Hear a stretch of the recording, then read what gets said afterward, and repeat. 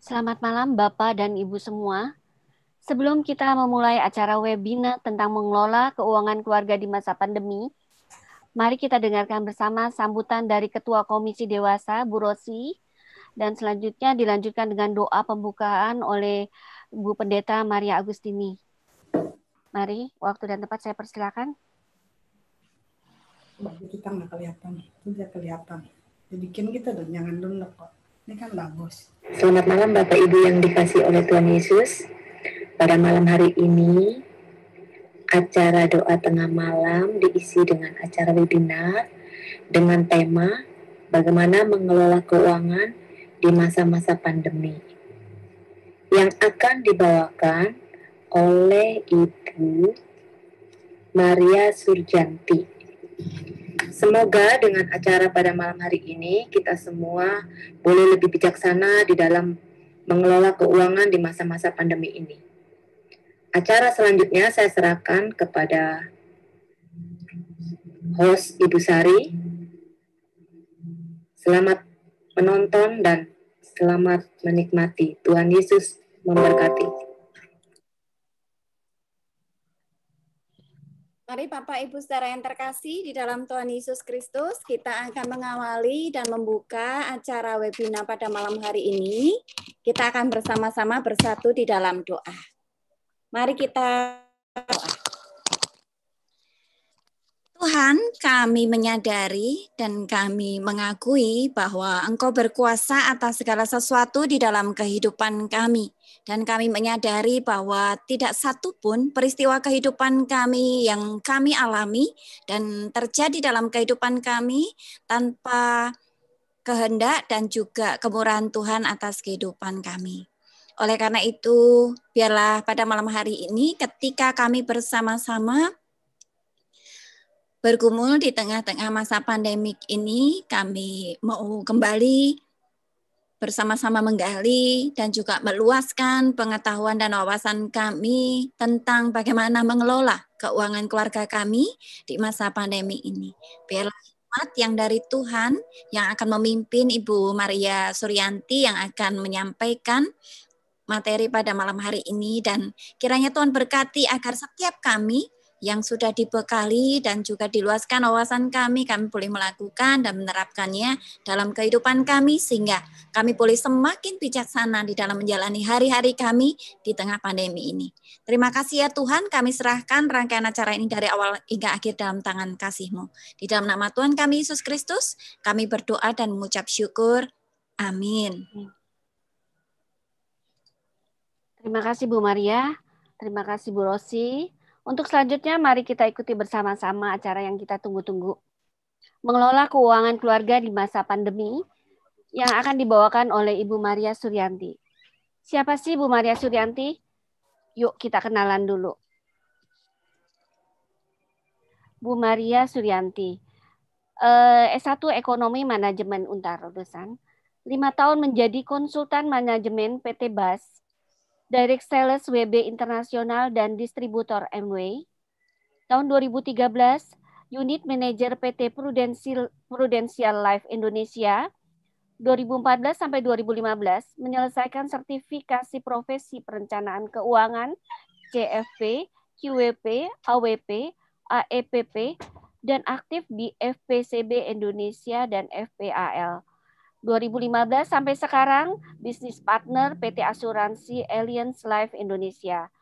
22 Oktober 2019, mendapatkan Certified Life Coach at IALC, mengajar perencanaan keuangan di sekolah komunitas. luar biasa. Yuk kita dengerin bersama-sama, mudah-mudahan bisa membantu kita yang sedang pusing menghadapi keuangan rumah tangga di kala pandemi seperti ini. Boro-boro buat baju, make up, dan lain-lain. Cukup makan dan biaya sekolah aja udah sangat bersyukur. Mudah-mudahan Bu Maria bisa membantu kita menghadapi masalah seperti ini. Silakan Bu Maria Sudanti. Oke, terima kasih Ibu Sari. Selamat malam Bapak Ibu semua. Terima kasih juga kepada Ibu Pendeta Maria yang sudah memberi kesempatan buat saya berbagi. Ya, saya juga masih belajar bagaimana mengelola keuangan dan saya berbagi sesuai dengan apa yang pengalaman saya ya hari-hari ya. Apakah suara saya cukup clear Bapak Ibu semuanya? Yes. Clear ya? Oke, kalau gitu kita mulai aja ya. Mungkin sebelum mulai saya sedikit informasi berita terakhir hari ini, terkini dari Menteri Keuangan kita. Saya ambil dari Detik Finance. Hari ini memang Ibu Menteri Sri Mulyani sempat mengumumkan bahwa siap-siap ya Indonesia emang menghadapi resesi ekonomi gitu ya. Sementara seluruh tahun 2020 akan diperkirakan itu minus 1,7 sampai dengan 0,6% perekonomian di Indonesia. Jadi bagaimana kita semua baik pengusaha, karyawan maupun juga keluarga ini menghadapi kondisi ini. Karena kondisi ini bukanlah kondisi lokal Indo aja, tetapi ternyata kan memang resesi ini terjadi secara global. Tetapi bagaimana anak Tuhan, bagaimana umat Tuhan menghadapi kondisi ini, mari kita belajar. Ya, saya berbagi, mungkin kalau ada teman-teman yang di sini, di Jemaat Pakuan seperti Ibu Sari yang hari-hari mengelola uang juga ini ya. Boleh nanti menambahkan ya Ibu Sari juga ya. Karena memang kami di satu ilmu akan dilengkapi oleh ilmu yang lain. Juga para pengusaha, saya lihat ada Pak Syonanto di sini ya. Pak Syonanto selamat malam. Nanti boleh berbagi juga ya Pak, ikutan sharing. Oke, mari kita mulai Bu Sari. Untuk topiknya boleh di-share slide saya. Ya, saya dapat judul atau topik mengelola keuangan keluarga di masa pandemi. Langsung loncat ke slide yang setelah ini aja. Ya, Bapak Ibu semua, uang adalah berkat Tuhan yang perlu dikelola, gitu ya, dengan penuh hikmat agar menjadi berkat bagi keluarga dan juga nama Tuhan dimuliakan. Ya. Ketika kita dulu belajar di sekolah, ketika saya belajar di Fakultas Ekonomi sama satu alma mater dengan Ibu Sari, gitu ya, kita diinfokan bahwa uang itu adalah alat tukar, uang itu memang digunakan oleh manusia dalam kehidupan sehari-hari, nggak lepas dari yang namanya uang. Tetapi sebagai umat Tuhan, bagaimana kita ini bertanggung jawab mengelola berkat Tuhan ini sehingga boleh menjadi berkat buat keluarga kita dan memuliakan Tuhan. Untuk itu kita mau bedah malam ini. Next slide ya. Nah, pertama Bapak Ibu, saya membaca buku pengelola keuangan atau Financial Stewardship, Andrew Wommack. Itu uang yang kita miliki, dikatakan di sana bahwa uang yang kita miliki adalah pemberian Tuhan. Ya, di 1 Tawarikh 29 ayat 10 sampai 12, Raja Daud sendiri melihat dirinya sebagai pengelola uang, gitu ya. Kekayaan, kemuliaan semuanya berasal dari Tuhan. Kemudian pengelola nggak perlu khawatir ketika mengetahui bahwa Tuhan adalah sumber berkat dari semua uang yang kita kelola. Ya, seringkali di dalam kehidupan kita, apalagi tiap hari saat ini beritanya terus tentang ekonomi yang bukan membaik ya, tetapi ekonomi yang mengkhawatirkan begitu ya. Hal ini membuat kita ikutan khawatir juga ya. Tetapi yang saya mau kuatkan kepada Bapak Ibu dan teman-teman semua, ketika kita sebagai anak Tuhan, mari kita tetap percaya bahwa dalam kondisi apapun Tuhan itulah sumber berkat kehidupan kita. Bahwa Tuhan tidak akan pernah meninggalkan kita sepanjang kita terus mau berupaya di dalam kehidupan kita sehari-hari, di dalam pekerjaan kita, bertekun di dalam pekerjaan kita masing-masing, Tuhan pasti akan memberikan berkat-Nya. Seperti yang dikatakan di dalam Filipi 4 ayat 19, bahwa Allahku akan memberi segala keperluanmu menurut kekayaan dan kemuliaannya di dalam Kristus. Dan Matius 6 ayat 26-27 juga mengatakan bahwa kita nggak perlu khawatir, bahwa burung di udara pun diberi makan oleh Tuhan. Saya ngajar sekolah minggu, jadi ada lagunya ya, jangan kamu khawatir, seperti itu.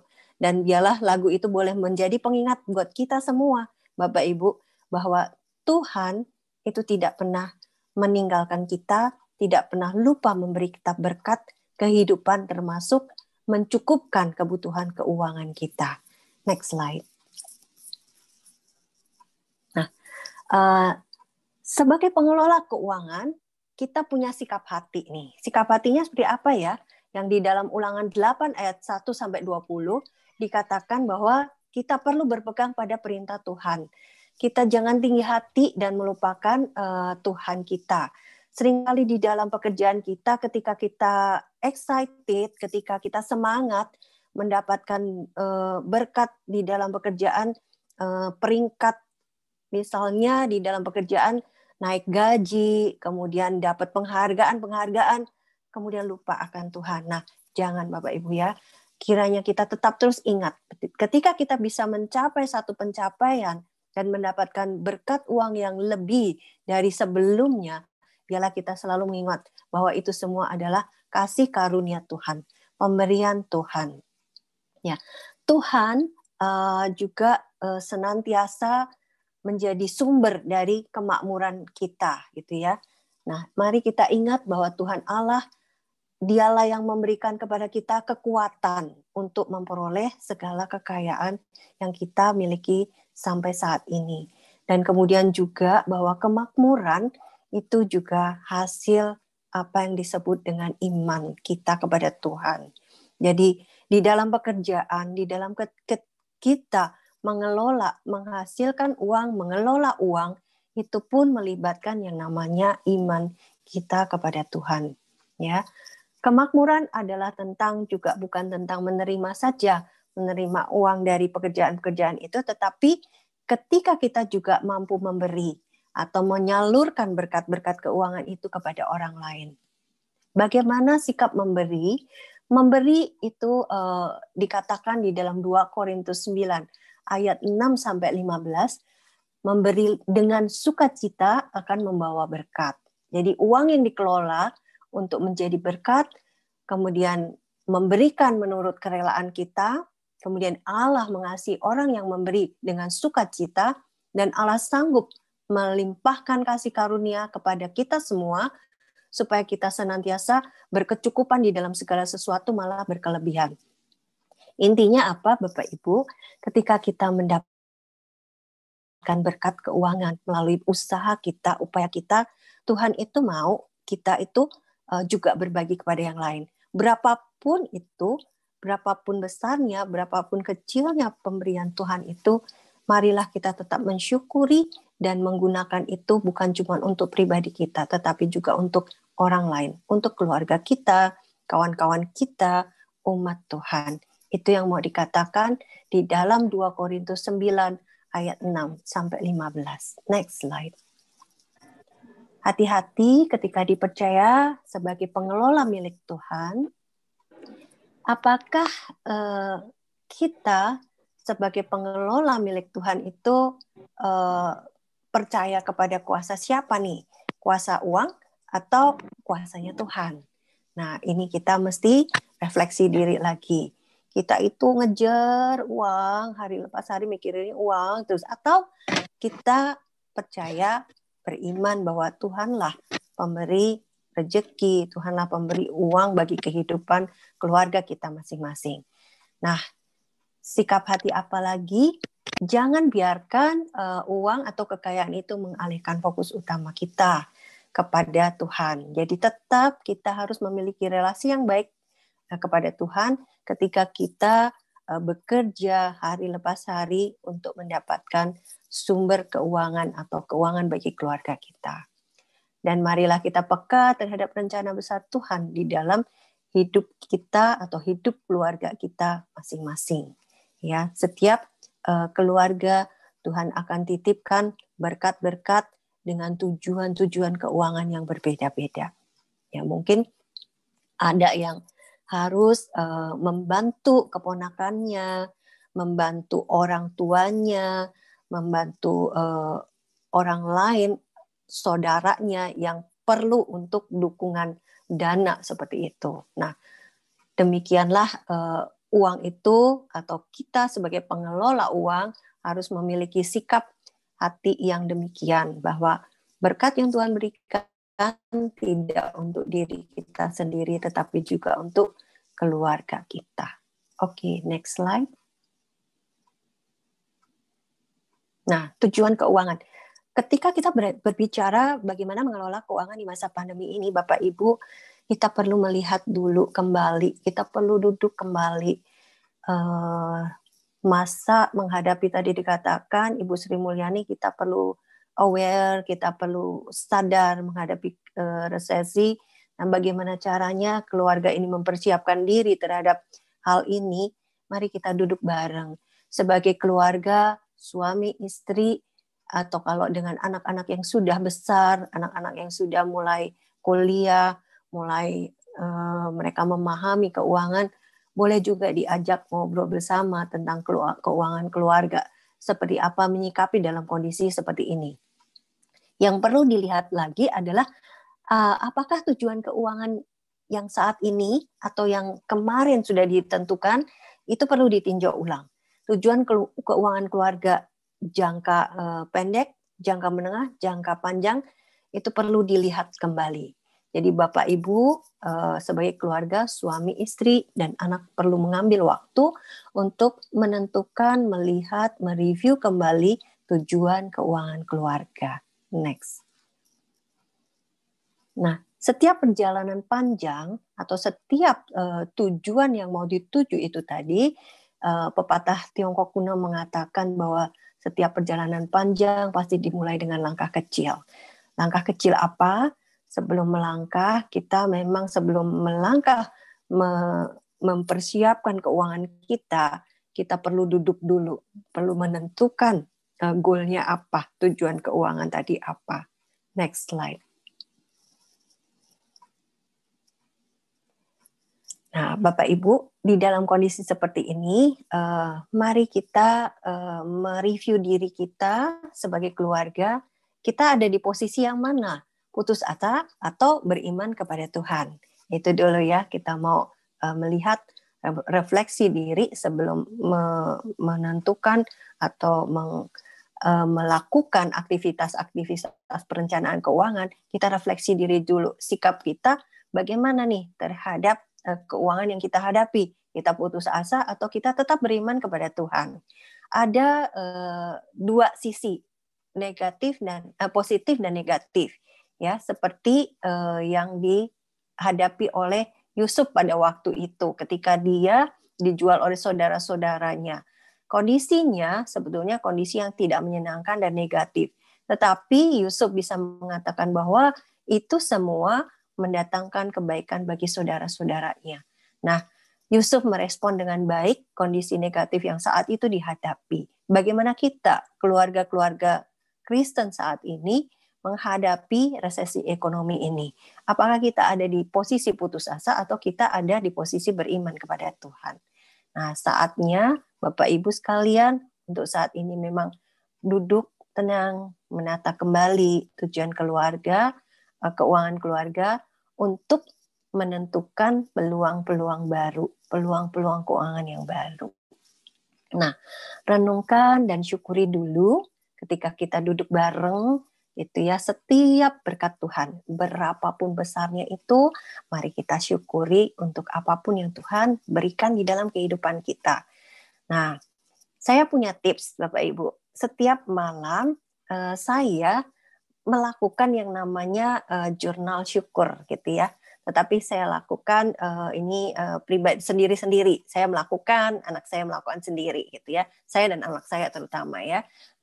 Kami melakukan itu, membuat jurnal syukur untuk apa yang Tuhan sudah berikan setiap hari. Bahkan saya sedang belajar untuk mensyukuri apa yang Tuhan berikan besok, tomorrow, dan juga tahun ini gitu. Tuhan memberikan apa, bersyukur untuk hal itu adalah kalau bersyukur untuk hari ini adalah memang ya sudah terjadi, kita sudah melihat gitu ya kenyataan. Tetapi kalau bersyukur untuk yang ke depan, itu yang disebut dengan iman atau faith. Itu yang saya sedang belajar. Dan ajaibnya Bapak Ibu sekalian, saya melihat luar biasa pimpinan Tuhan di tengah kondisi yang sulit seperti ini. Tuhan masih percayakan pekerjaan-pekerjaan yang saya dapat kerjakan sehingga orang lain pun terbantu melalui pekerjaan saya. Nah, Bapak Ibu juga bisa mencoba nanti ya melakukan yang namanya jurnal syukur. Jurnal syukur berapapun atau apapun yang Tuhan berikan tiap hari ditulis di sebuah buku gitu ya. Nah, Bapak Ibu, kalau ada nih saat ini di dekat Bapak Ibu ada kertas, kemudian ada bolpen, boleh deh menuliskan 3 gitu ya, 3 hal yang perlu disyukurin atau yang bisa disyukurin hari ini gitu ya.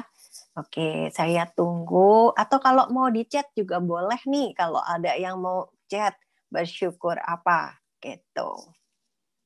Boleh. Saya coba dulu ya. Saya sedang melatih diri saya terus untuk mengucap syukur. Oh ya, sorry. Suara saya sudah besar belum ya, Bapak Ibu? Ini ada yang chat, saya nggak perhatikan nih. Apakah cukup besar suaranya?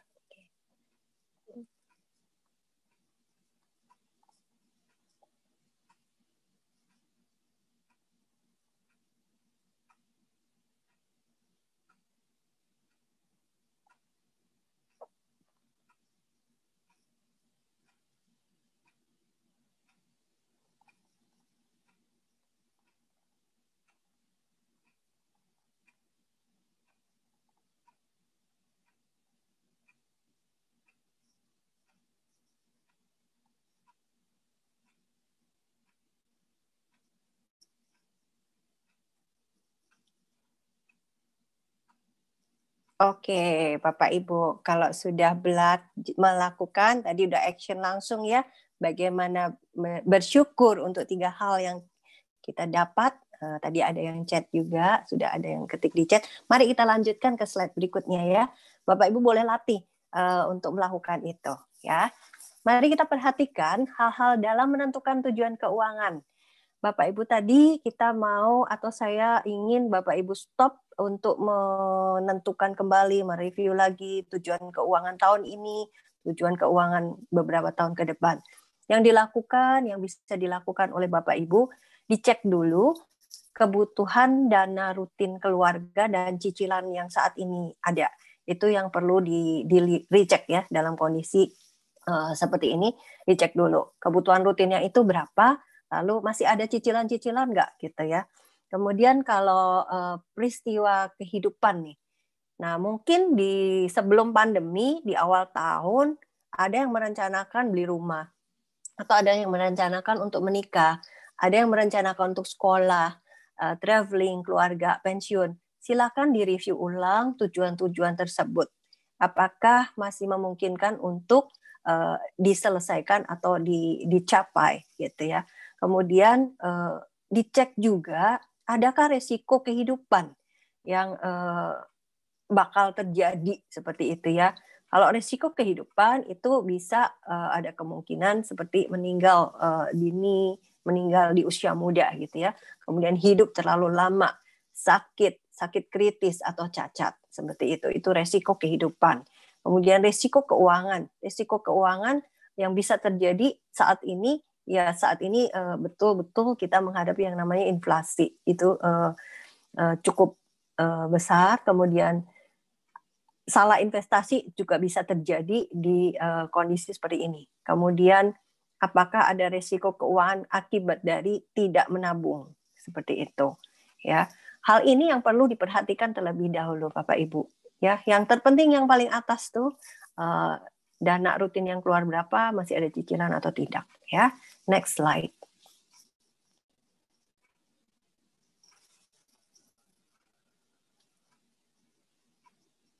Nah, dengan suami, dengan istri, boleh meluangkan waktu, juga dengan anak-anak kalau yang sudah cukup bisa dilibatkan. Kemudian memilah-milah lagi, apa sih yang ada di setiap tujuan itu. Motivasi untuk jalan-jalan misalnya sama keluarga, motivasinya apa. Lalu kemudian beri rumah tadi untuk apa, kayak gitu ya. Itu perlu dilihat lagi. Beli mobil untuk apa, kalau memang ada tujuan-tujuan seperti itu. Tipsnya saat ini adalah ketika kita belum tahu apa ke depan yang pasti perekonomian kita, mari kita juga tetap meminta hikmat Tuhan. Kita bertelut, berdoa, memohon Tuhan pimpinan untuk menentukan dengan bijak tujuan keuangan kita. Kemudian jangan takut juga mengeluarkan ide-ide yang baru. Ide-ide yang baru, tujuan-tujuan keuangan yang baru, yang lebih memungkinkan gitu ya, yang bisa dicapai di dalam kondisi resesi saat ini. Nah, Bapak Ibu juga bisa mulai melihat lagi setiap potensi yang Tuhan berikan. Mungkin kalau pas nggak resesi kita sibuk dengan fokus dengan pekerjaan yang kita sudah kerjakan dengan baik gitu ya. Tetapi saat ini mari kita mulai recheck lagi, adakah potensi-potensi yang Tuhan berikan yang belum kita gali, belum kita pakai, yang bisa menjadi sumber keuangan keluarga yang baru, seperti itu. Mari ada latihannya lagi nih Bapak Ibu. Kita latihan untuk menuliskan 5 tujuan keuangan keluarga yang bisa dicapai di saat resesi ini. Contohnya, kalau dalam tempo sampai akhir tahun ini, kalau tidak salah, kalau yang di anak-anak yang masih usia sekolah, sudah mulai ya untuk registrasi kembali, untuk masuk lagi pendaftaran ulang seperti itu. Nah, contohnya seperti itu. Perlu ditata lagi seperti apa tujuan-tujuan keuangan yang harus dicapai oleh keluarga. Masuk sekolah, kemudian apakah jadi jalan-jalan, atau ada hal yang lain. Silakan Bapak Ibu mulai menuliskan 5 hal ya, 5 hal yang menjadi tujuan keuangan. Ya, tujuan keuangan sambil Bapak Ibu memikirkan 5 tujuan keuangan yang perlu dicapai dalam 1 tahun ke depan atau 3 tahun ke depan dalam kondisi seperti ini, Bapak Ibu bisa melihat atau membuat tujuan secara SMART, yaitu spesifik. Kemudian yang spesifik itu jelas ya, udah khusus gitu ya, detail. Kemudian measurable artinya dapat diukur. Contoh kalau mau membeli, misalnya mau membeli baju, bajunya mau belinya berapa jumlahnya, uangnya itu yang budgetnya berapa, seperti itu ya. Contoh untuk pembelian yang mudah ya, yang short atau tujuan untuk yang simple aja hari-hari seperti itu. Achievable nggak ini pembelian baju ini dengan harga segini, dengan kondisi pandemi ini, lalu dipakainya mau dipakai untuk apa, kayak gitu ya. Kemudian juga itu R-nya harus realistik ya. Kita memang mampu gitu ya, mampu untuk mengeluarkannya, mampu untuk mendanainya. Kemudian kapan itu mau dibeli atau dicapai. Itu kalau pembelian pakaian misalnya. Tapi kalau juga ada misalnya pembelian untuk jangka pendek, akan beli kendaraan bermotor, bisa juga gitu ya. Mengenai SMART ini, Bapak Ibu nanti kalau ada yang mau detail, boleh juga ditanyakan kembali. Boleh lewat chat kalau Bapak Ibu ada yang mau tanya sampai saat ini, boleh silahkan, bisa diketik di chat, nanti akan dicatat oleh Ibu Pendeta Maria untuk nanti disampaikan ke saya. Next slide.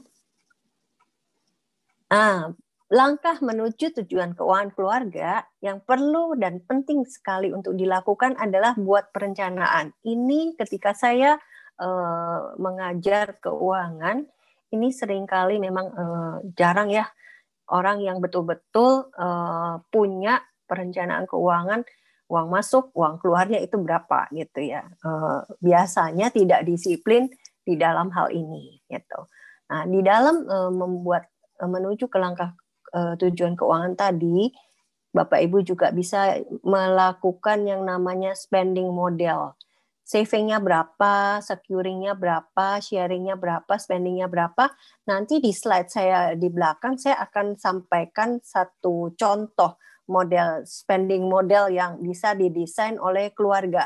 Spending model ini bisa didesain bisa beda-beda ya tiap orang ya, karena kebutuhan tiap keluarga itu berbeda-beda.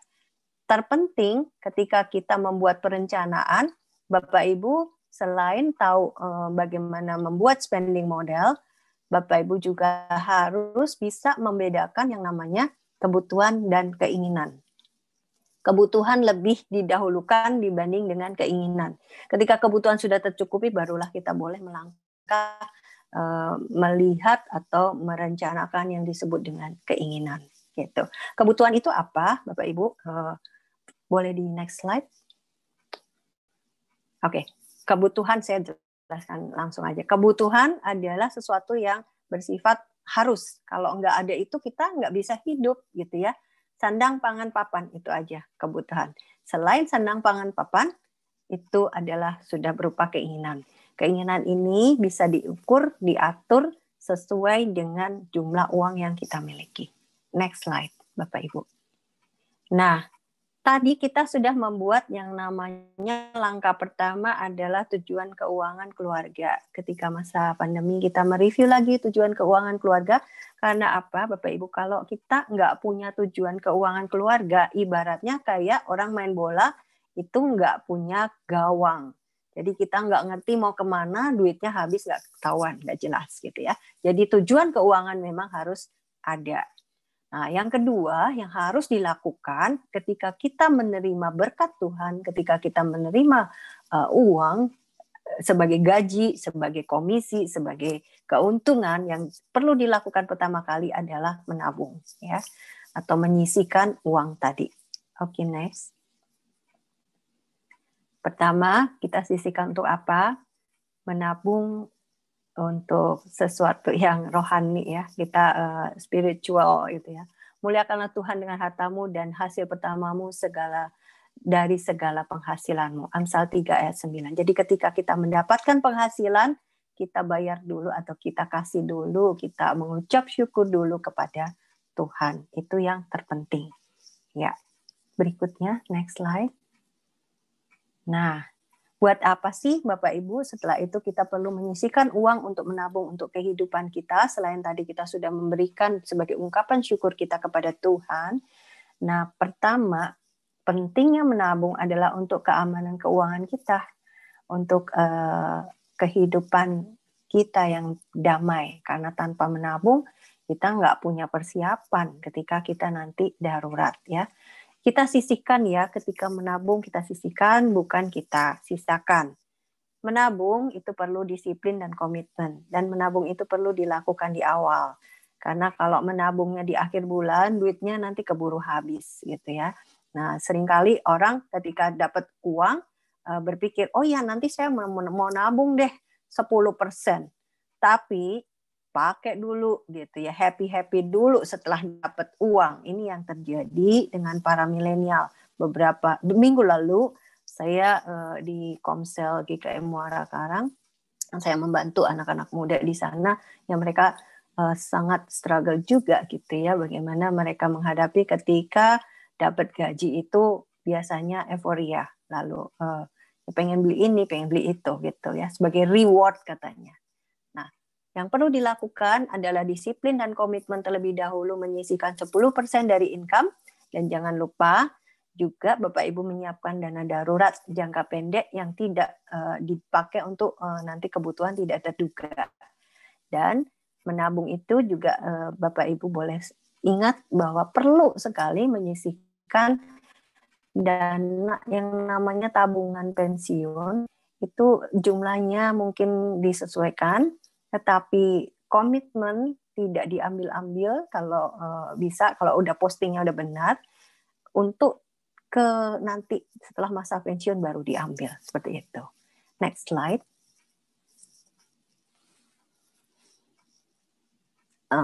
Dana darurat itu dibutuhkan untuk ketika ada yang sakit atau kecelakaan atau terjadi PHK. Ketentuannya adalah sebagai berikut sih. Ketika kita masih single, itu aturannya adalah hitungannya 6 kali pengeluaran bulanan dana darurat. Tapi kalau udah menikah dengan 1 anak, bisa 9 kali pengeluaran bulanan rumah tangga. Kalau dengan 2 anak, itu 12 kali pengeluaran bulanan rumah tangga. Saat darurat, secepatnya mari Bapak Ibu aware, ubah cara belanjanya. Hitung itu pengeluaran dijaga baik-baik ketika keadaan ekonomi keluarga darurat. Yang dilihat dulu, direm dulu, remnya adalah di pengeluarannya. Seperti itu. Oke, next. Dana darurat itu sifatnya disimpan di tempat yang liquid atau mudah dicairkan. Contohnya adalah di tabungan, ya. Di rekening tabungan itu sangat mudah dicairkan, dapat diambil dengan mudah. Disimpan di tempat yang aman, dapat diakses sewaktu-waktu, tapi jangan disimpan di tempat yang beresiko ya Bapak Ibu, jangan disimpan di saham atau reksadana. Simpanlah di tabungan deposito atau reksadananya yang pasar uang atau logam mulia yang mudah untuk dijual ketika kita membutuhkan. Kenapa kita perlu dana darurat ini? Untuk mengurangi yang namanya konflik of stress ketika kita harus mendadak perlu pembiayaan darurat. Supaya kita juga tidak meng-create utang ketika kondisi darurat terjadi. Next. Investasi. Yang ketiga, tadi kita menabung. Nah, ini sekarang kita bagaimana investasi ya. Investasi itu adalah aset atau barang yang dibeli dengan harapan dapat peningkatan nilai di masa depan. Nah, seperti apa ya kita mau lihat. Next slide. Investasi berkaitan tentunya dengan return atau imbal hasil dan resikonya ya. Sikap mental untuk kita harus siap mental untuk menghadapi yang namanya resiko ketika kita berinvestasi. Investasi itu juga perlu disesuaikan dengan setiap tujuan kehidupan ya. Nah, yang berkaitan dengan tujuan kehidupan maksudnya adalah seperti ini. Kalau kita mau menyimpan uang atau menginvestasikan untuk nanti anak kuliah, anaknya sekarang lagi 5 tahun, nanti kuliah kan di sekitar usia 17. Berarti ada 12 tahun ke depan, uang itu perlu diinvestasikan dalam jangka yang cukup panjang. Bapak Ibu perlu menentukan, nah yang sesuai ya, tingkat resikonya perlu disimpan di tempat di fund yang sesuai dengan tingkat resiko atau jangka panjangnya atau kebutuhan dana pendidikan itu sendiri ya. Di bank atau di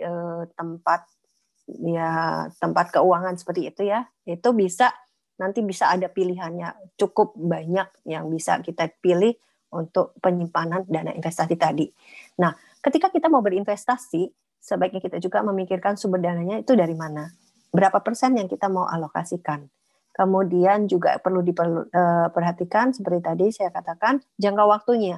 Ini mau diinvestasikan 3 tahun, 5 tahun, 10 tahun, atau berapa tahun? Dan untuk apa? Yang perlu diperhatikan lagi ketika berinvestasi adalah emosional. Seringkali di dalam kita yang pernah atau yang bermain dengan saham, seringkali terjebak dengan yang namanya emosional ya, emosional sehingga ketika berinvestasi, wah dapat banyak nih, taruh makin banyak, tetapi ternyata saham itu high risk gitu, bisa mendadak juga returnnya atau bahkan sampai modalnya hilang seperti itu. Nah, ini yang perlu dikelola ketika berinvestasi. Risiko itu, emosional itu perlu dikelola. Nah, oke, silakan next slide. Ya. Mengapa kita perlu investasi, Bapak Ibu?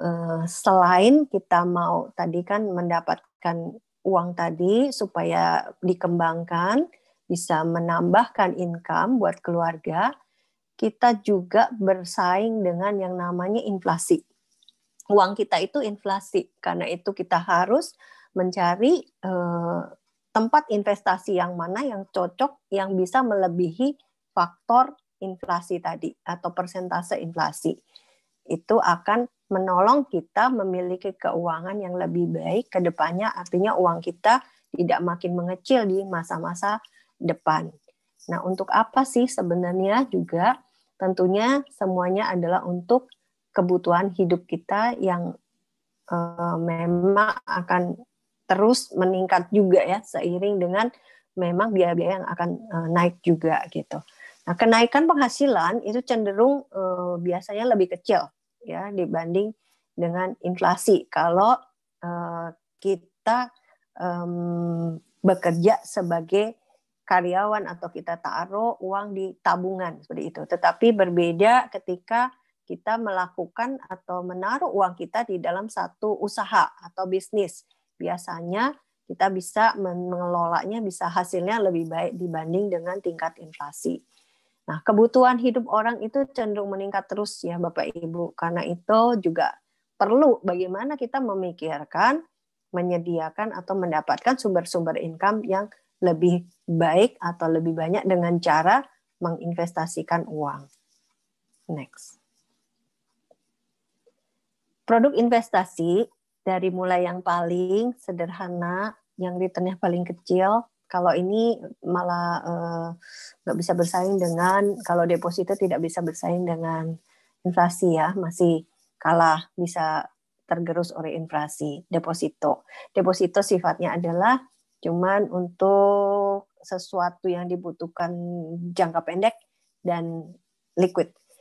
Obligasi bisa juga sebagai pilihan untuk investasi, kemudian saham, reksadana, logam mulia, properti, ini akan berbeda-beda sifatnya, tingkat returnnya juga berbeda-beda ya Bapak Ibu.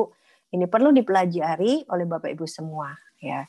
Mungkin kalau dalam kondisi pandemi seperti ini investasi dilakukan atau dipilih setelah kebutuhan keluarga tadi terpenuhi ya. Setelah kebutuhan keluarga tercukupi, ada dana lebih, kita bisa memilih lagi investasinya mau di investasi yang mana, yang sesuai dengan kebutuhan keluarga. Next. Reksadana adalah investasi yang cukup relatif aman. Investasi ini investasi secara kolektif, biasanya ada manajer investasinya. Nah, ini Ibu Sari paham banget nih yang begini. Deposito dan yang lain-lain pakarnya Ibu Sari ini ya. Oke. Nah, jenis reksadana ada juga macam-macam, pasar uang, pendapatan tetap, campuran saham ya. Next untuk yang hari ini nanti bisa dipelajari lebih lagi. Ada yang lain yang mesti kita tahu ya. Nah, cara memilih reksadana ini cuma secara gambaran kasar aja ya. Untuk orang umum pada umumnya, sesuaikan dengan tujuan keuangan yang tadi. Contohnya mau buat pendidikan, berapa tahun, jangka pendek 2-3 tahun, kita perlu yang pakainya reksadana pasar uang aja. Atau untuk yang jangka pendeknya 3 tahunan lah ya, pakai yang pendapatan tetap. Kemudian kalau 4 tahun sampai 5 tahun, dana yang udah bisa campuran, itu artinya ada yang sahamnya juga boleh ada di sana gitu ya, yang agak sedikit ada resikonya boleh masuk ke portfolionya di sana. Kemudian yang jangka panjang atau 5 tahun ke atas dananya kita mau simpan, kita bisa pilih reksadana saham yang high risk gitu ya, yang resikonya cukup tinggi. Tapi untuk saat ini memang saham tidak menjadi pilihan ya Bapak Ibu sekalian ya. Kalau kita tidak punya uang yang menganggur gitu ya. Oke, next slide. Mengapa reksadana menjadi pilihan? Bisa karena reksadana itu dikelola oleh ada ahlinya. Kemudian uang yang diinvestasikan juga nggak terlalu besar. Di sana ada diversifikasi portfolio investasinya, transparan, akuntabel, hasil investasi menarik, kemudian juga cukup liquid, dan keamanannya juga lumayan oke karena ada izin dari OJK juga seperti itu. Ini kalau untuk yang tidak memantau sendiri saham, nggak main sendiri saham gitu ya, tapi mau dapat return yang lebih tinggi dari deposito gitu. Nah, bisa taruh di sini gitu. Bisa online juga sekarang ya. Next. Fund fact sheet. Ketika tadi kita menaruh dana di reksadana, kita perlu melihat juga yang namanya fund fact sheet. Fund fact sheet ini adalah rincian atau dana-dana apa saja sih yang ada di dalam reksadana itu gitu ya. Di sana ada tanggal reksadananya, ada yang mulai dijual manajer investasinya, lalu ada dana kelolaannya juga, portfolio dananya, kinerjanya. Nah, ini yang harus dipelajari oleh Bapak Ibu ketika kita mau memasukkan uang kita ke dalam sebuah investasi. Oke, next. Logam mulia juga bisa menjadi pilihan Bapak Ibu ketika berinvestasi karena dia wujudnya mungkin biasanya emas lempengan. Kemudian emas itu sifatnya adalah hedging atau alat pelindung nilai. Biasanya ada sertifikasinya, harganya cukup stabil untuk diperjualbelikan, bisa untuk jangka pendek maupun menengah. Dana darurat juga bisa, cukup mudah untuk dijual, untuk dana pendidikan cukup oke, menyimpan menengah ya. Berbeda dengan perhiasan ya Bapak Ibu ini ya, yang disebut dengan logam mulia, karena perhiasan itu tidak cocok untuk investasi, karena ada ongkos yang harus dikeluarkan ketika kita membeli dan waktu dijual lagi itu bisa mengurangi nilai uang yang kita sudah keluarkan. Jadi emasnya berbeda, bukan emas perhiasan tetapi logam mulia ketika kita mau menyimpan. Dan saat ini juga mulai ada logam mulia yang bisa dicicil. Tapi pastikan untuk bisa membeli di tempat-tempat yang resmi yang betul-betul ada sertifikasinya seperti itu dan aman ya. Next. Berikutnya untuk investasi bisa juga memilih yang namanya properti. Tapi ini biasanya butuh dana nggak sedikit ya Bapak Ibu ya. Juga perlu pintar, perlu benar-benar paham memilih lokasinya. Tidak ada kepastian apakah itu bisa dijual dengan cepat atau bakal naik nanti berapa tahun ke depan, itu nggak ada kepastian. Apalagi dalam kondisi saat ini saya banyak mendengar juga dan mengamati justru orang lagi kesulitan untuk dalam hal properti ya, untuk rumah-rumah besar. Walaupun untuk apartemen masih saya punya kawan yang bekerja di marketing properti yang saat ini masih berjalan adalah penjualan apartemen kecil ya, tipe-tipe kecil di bawah 1 M itu masih oke. Dan rumah masih juga oke, tetapi tipe yang kecil-kecil juga gitu. Properti termasuk investasi yang tidak liquid ya.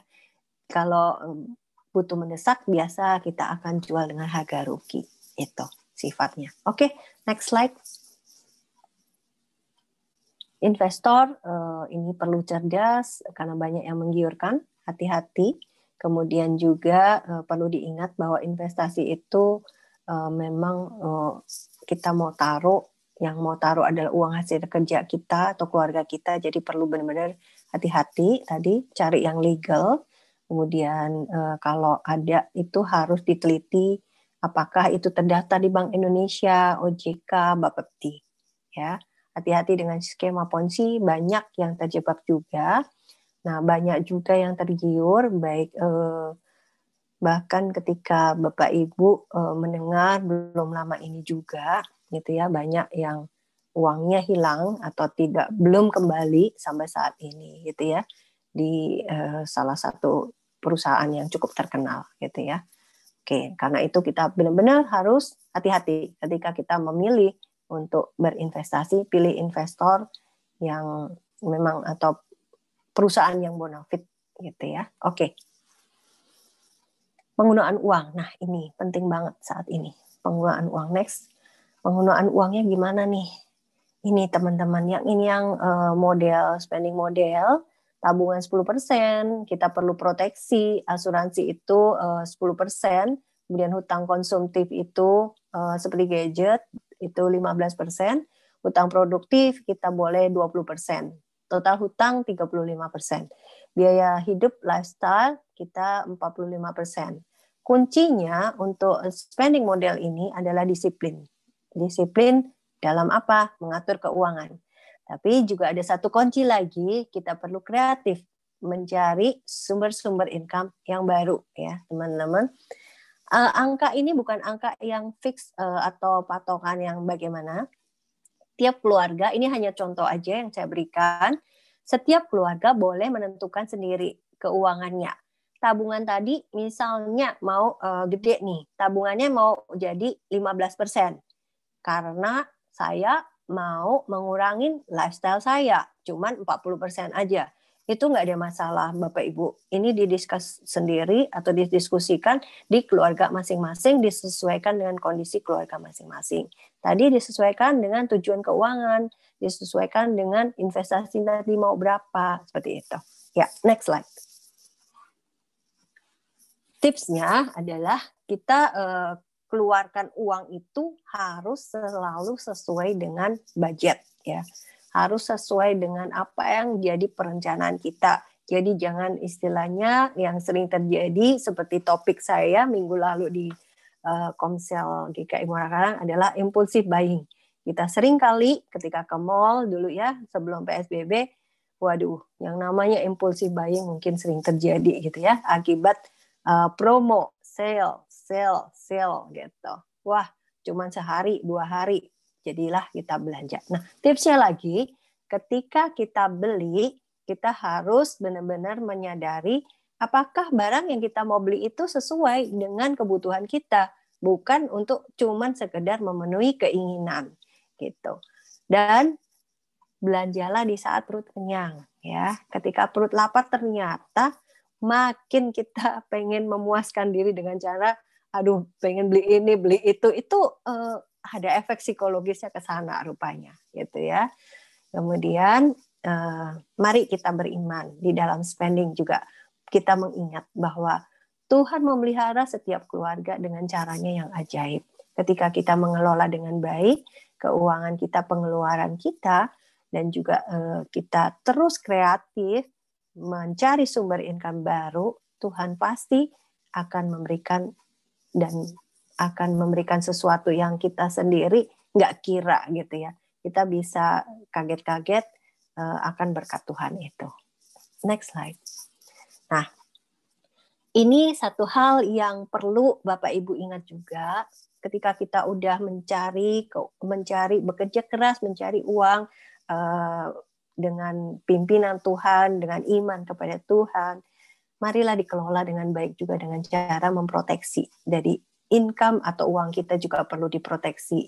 Dengan apa? Kita memproteksinya perlu cari tentunya yang murah, yang mudah, yang dapat disesuaikan dengan kebutuhan. Nah, tentu juga ini juga bentuk dari kepedulian kita kepada keluarga kita, orang-orang yang kita kasihi. Dan asuransi itu adalah pencipta aset tercepat dan juga bisa dilakukan secara cicilan. Artinya bisa dicicil. Beli asuransi itu nggak harus bayar 1 tahun full, tapi ternyata bisa bulanan. Seperti itu. Kenapa disebut pencipta aset tercepat adalah contohnya begini.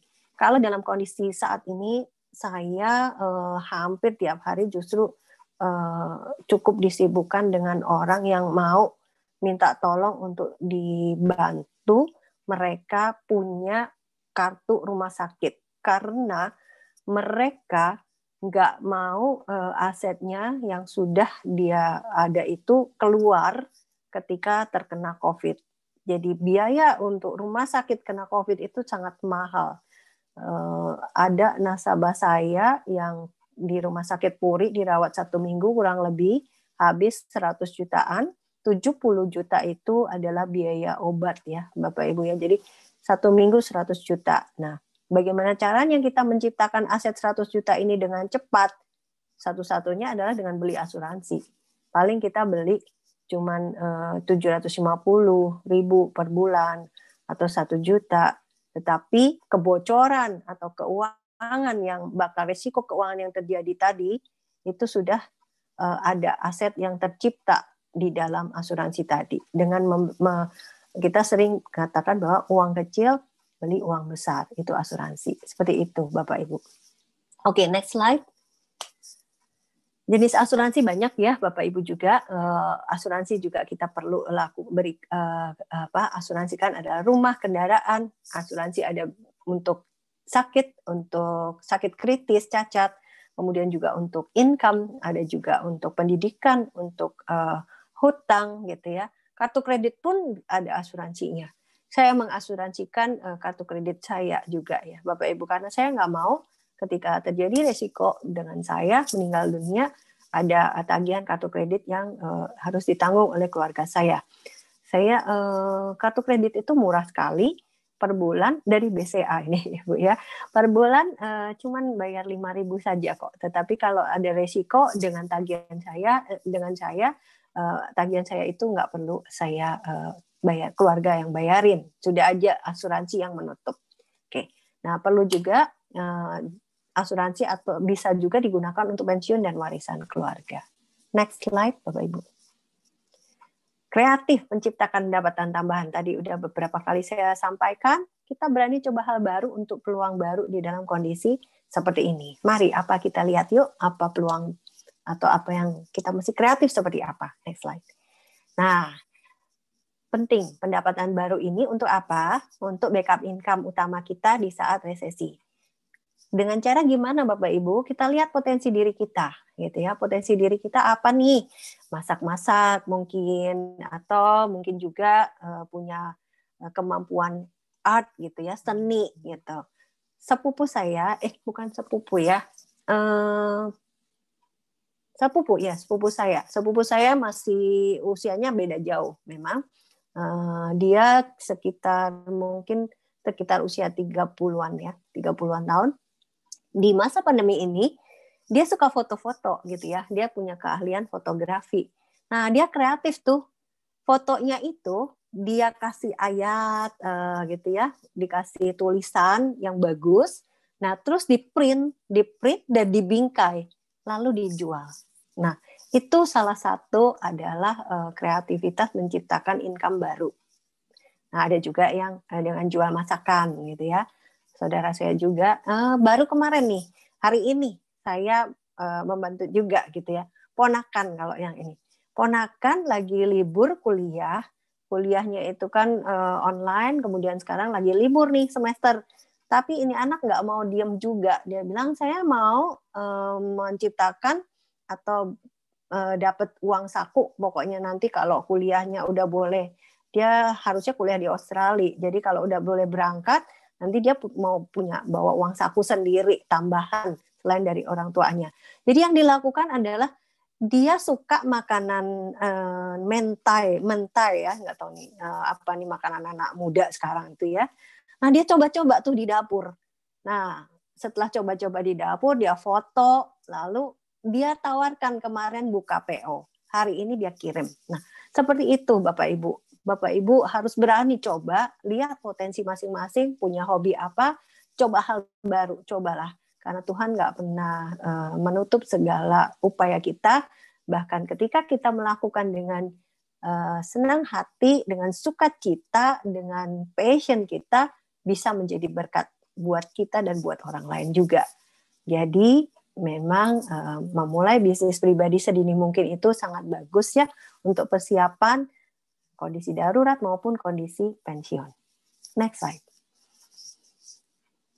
Nah, ide barunya gimana ya Bapak Ibu? Kita cari info nih dari Google bisa, dari teman, komunitas, dari sosmed. Nah, buat perencanaannya dulu ya, hitung modalnya berapa. Kemudian ada profitnya kira-kira berapa, rencana kerjanya seperti apa, lokasi sebenarnya.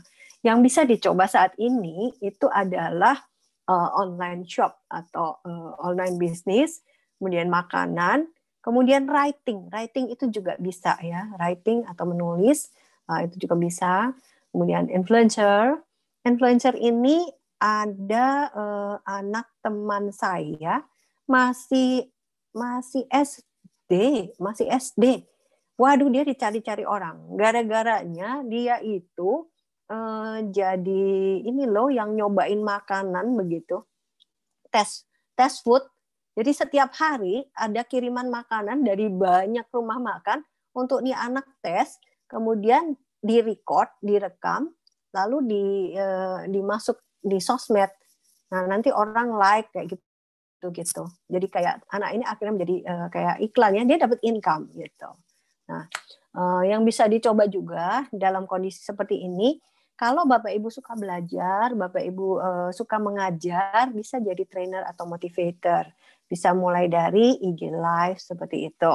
Kemudian juga saat ini sangat diperlukan di Indonesia adalah peran counselor atau coach.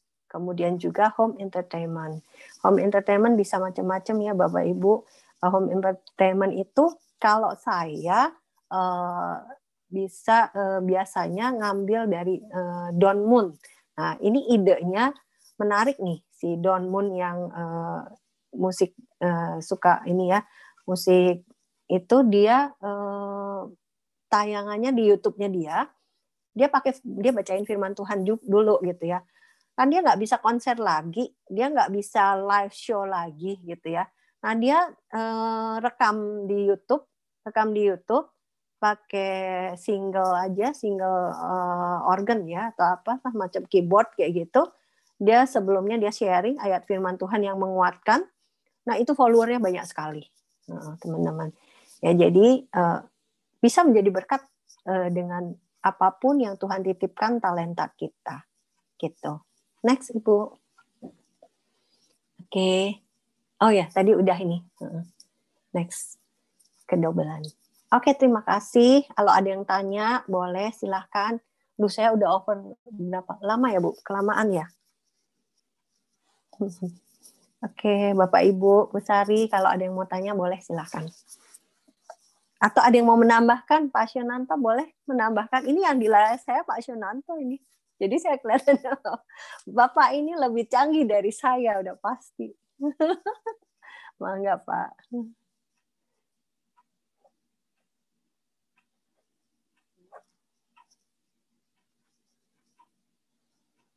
Suaranya Pak Shonanto. Oke, ya.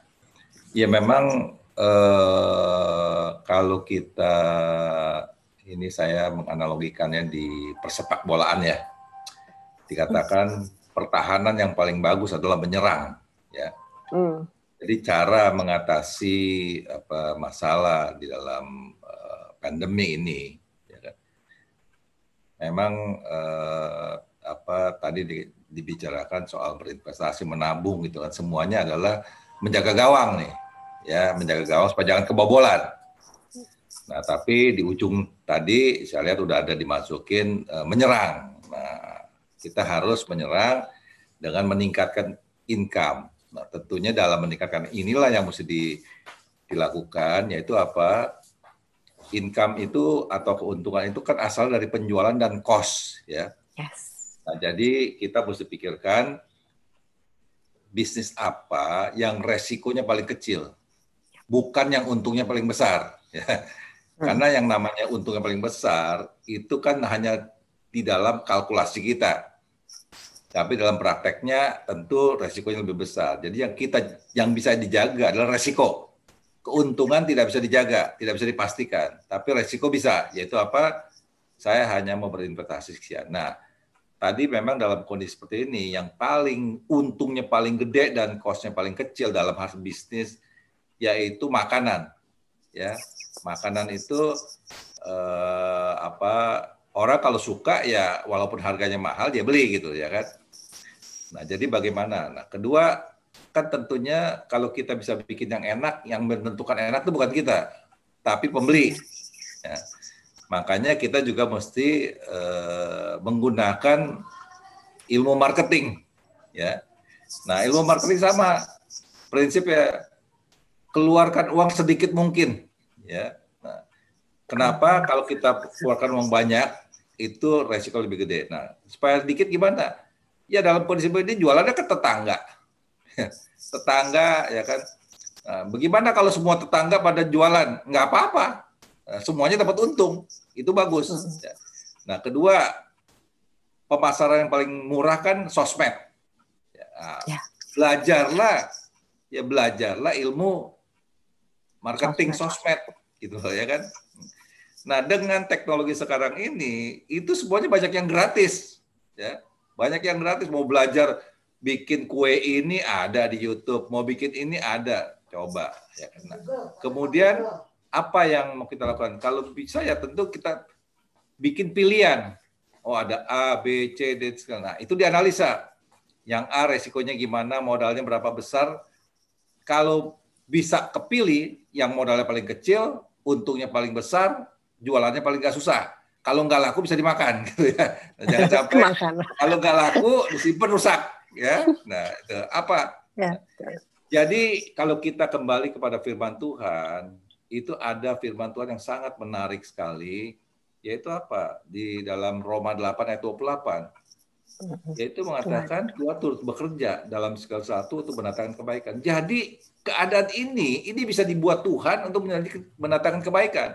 Ya, itu harus kita imani. Ya. Iya. Nah, kedua, di dalam pengkhotbah, Tuhan membuat segala sesuatu indah pada waktunya. Ya. Nah, jadi sekarang ini kita bukan saatnya mengeluh atau takut, ya kan? Tetapi bergerak. Dan semua yang bisa membuat kita berubah adalah action. Ya. Nah, terus apa? Yang bisa lagi, yang murah, tambah pengetahuan. Ya.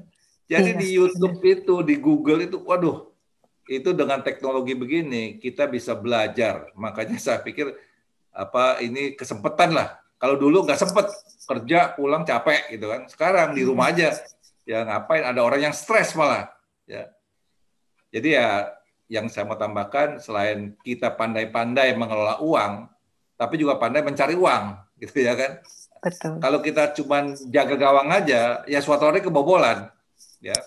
Tapi kalau kita menyerang, suatu hari kita bisa masuk gol. Satu aja bisnis yang bisa berhasil, itu ya lebih dari cukup lah. Ya misalkan bikin kue kayak apa kayak coba-coba aja. Tapi itu semua kita pilih nanti.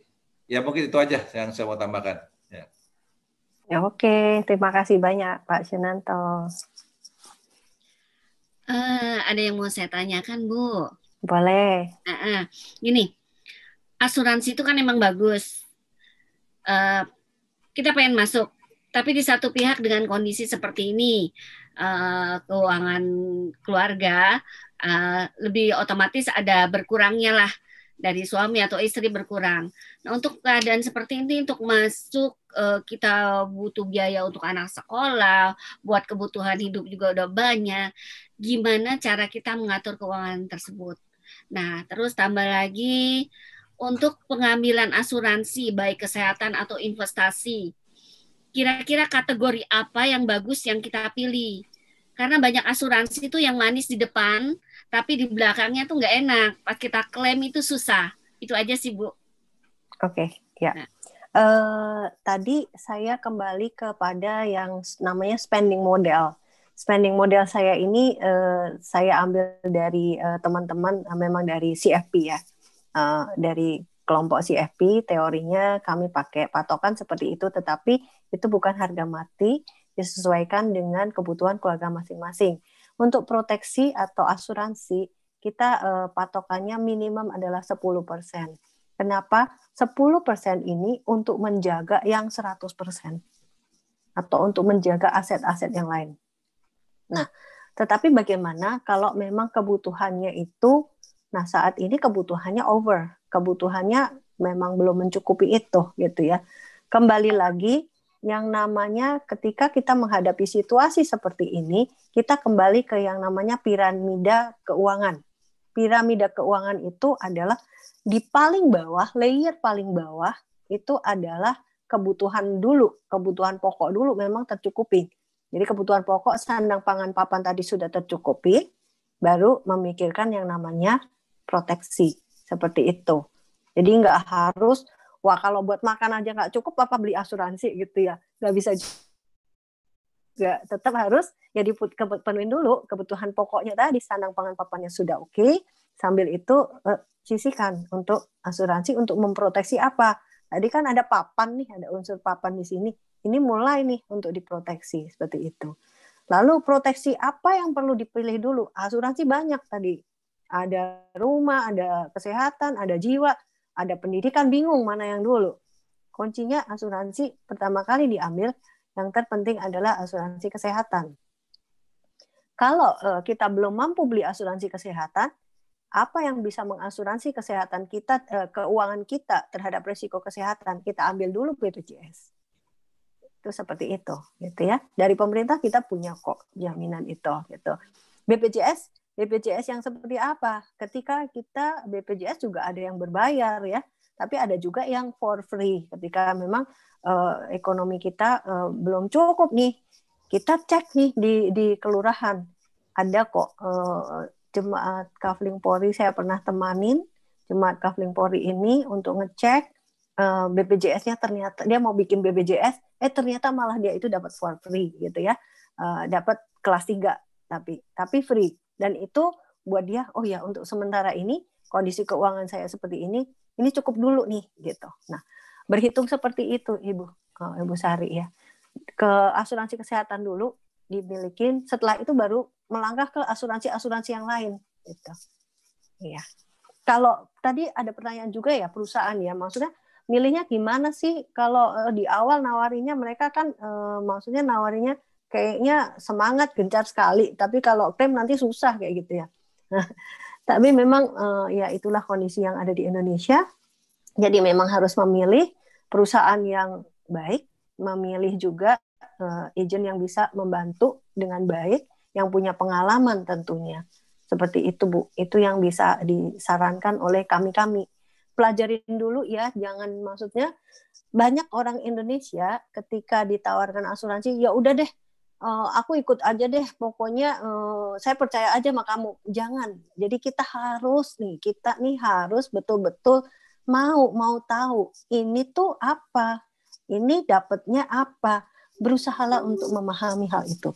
Ini kelemahan nasabah yang saya hadapin juga ketika memang edukasi asuransi di Indonesia masih sangat rendah, baru 30% Bu literasi keuangan ya, Ibu Sari juga tahu tentunya literasi keuangan Indonesia itu baru 30%. Jadi tugas saya dan teman-teman memang mengedukasi seluruh masyarakat baik dalam hal asuransi maupun financial planning secara keseluruhan. Itu. Mungkin menjawab nggak Bu Sari? Menjawab Bu. Cuma yang ini Bu, yang masih jadi kendala, kalau misalnya waktu itu kan dapat polis asuransi, itu polis asuransinya yang dikasih itu kan bacaannya banyak banget. Sampai baca aja nggak sempat baca, udah ketiduran duluan, boro-boro abis dibaca. Jadi ada nggak poin-poin khusus yang harus kita baca, yang penting dibaca duluan? Nah itu yang masih kita bingung Bu. Kalau dapat polis asuransi, ketika kita udah minta dibuatkan asuransi oleh agen ataupun oleh di bank, seperti itu yang biasa bank juga menawarkan asuransi. Hal pertama ketika diserahkan polis, baca ringkasan polisnya. Itu yang terpenting, ringkasan polisnya itu manfaatnya apa, sampai berapa lama, jumlahnya berapa. Kemudian poin yang berikutnya yang perlu dibaca adalah cara klaim. Bapak Ibu harus tahu cara klaimnya. Banyak terjadi, saya sebagai agent insurance juga, ini terjadi di hampir nasabah saya ya.